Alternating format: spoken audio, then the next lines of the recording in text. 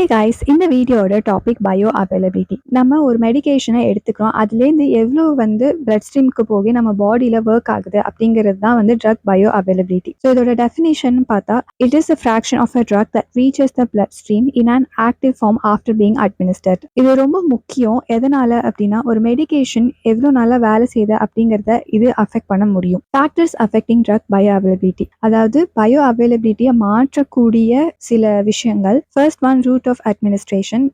டேப்லெட்டாக எடுத்துக்கிறோமா இல்லை இன்ஜெக்ஷனாக எடுத்துக்கிறோமா அது. Second one, first pass metabolism. இப்போ நம்ம டேப்லெட்ஸ் எடுத்துக்கிறோம் அப்படின்னா பிளட் ஸ்ட்ரீமுக்கு போகிறதுக்கு முன்னாடி லிவருக்கு போகும். ஸோ அங்கே மெட்டபோலைஸ் ஆகும். அதுதான் ஃபர்ஸ்ட் பாஸ் மெட்டபாலிசம் அப்படின்னு சொல்லுவாங்க. அதனால பயோ அவைலபிலிட்டி கம்மியாகும். Third one drug formulation and solubility. ஒரு மருந்து எப்படி தயாரிக்கப்படுது அப்படிங்கிறத பொறுத்தும் மாறும். For example, lipid soluble drugs can pass through cell membranes more easily. Fourth one, food and drug interactions. சாப்பாடு இருக்கிறனால, வயிற்றுல இருக்கிறனால ஒரு சில மருந்தோட அப்சார்ப்ஷனை கம்மியும் பண்ணலாம், அதிகமும் பண்ணலாம்.